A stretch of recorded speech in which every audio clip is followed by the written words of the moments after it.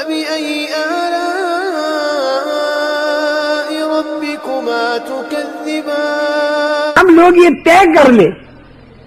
کہ نبیوں کے طریقے پر محنت کا کرنا یہ تو ہمارے ذمے ہے، ہم فکر کریں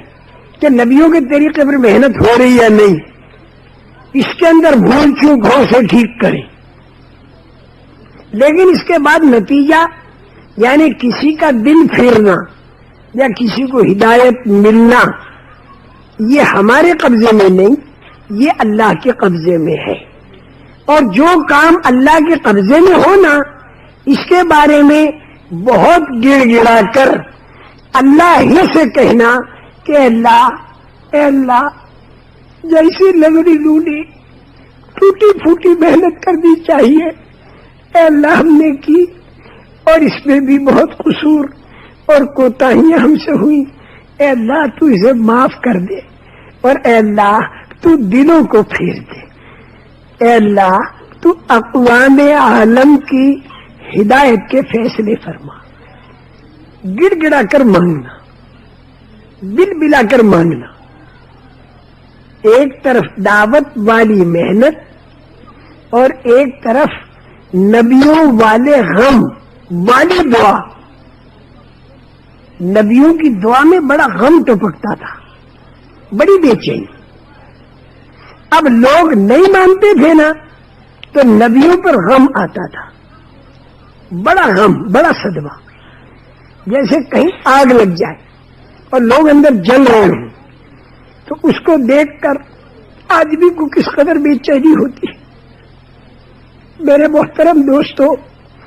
اگر انسان بغیر دین کے اور بغیر ایمان کے اور بغیر کلمے کے اس دنیا سے مر کر گیا تو مرتے ہی جو تکلیف شروع ہوئی، اللہ حفاظت فرمائے، ہمیشہ کے لیے وہ تکلیف رہی۔ یہ نبیوں کو بہت بے چین کر دیتی تھی یہ چیز۔ تو محنت میں تو نبی کسر نہیں چھوڑتے تھے، لیکن نبیوں کے ذہن میں یہ تھا کہ دلوں کو تو اللہ ہی پلٹیں گے، اس لیے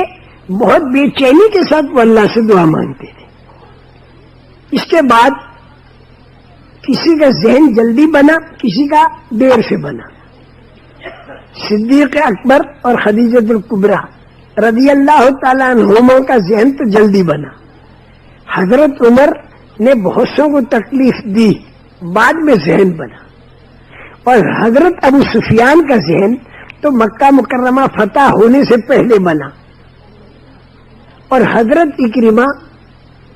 اور حضرت حارث ابن ہشام جو ابو جہل کے وہ بیٹے اور یہ بھائی، ان کا ذہن فتح مکہ کے موقع پر بنا، اور ابو لہب اور ابو طالب ان کا ذہن موت تک نہیں بنا،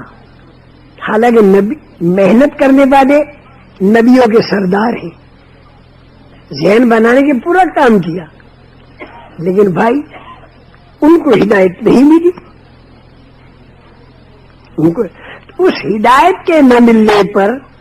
بے چینی، بے قراری، گڑ گڑانا، اللہ کے سامنے بل بلانا، تل بلانا، تس مسانا، گرم گرم آنسوؤں کا بہانا، ٹھنڈی ٹھنڈی آہوں کا بھرنا، یہ جب ساتھ میں ملے گا بس پھر اللہ خوش ہو جائے گا کہ میرا بندہ اپنی سی کر رہا ہے اور رو رہا ہے، تو پھر اللہ خوش ہو کر امید ہے کہ ہم کو پہنچا دے دین تک، اور پھر دین کو اٹھواوے ہمارے ہاتھوں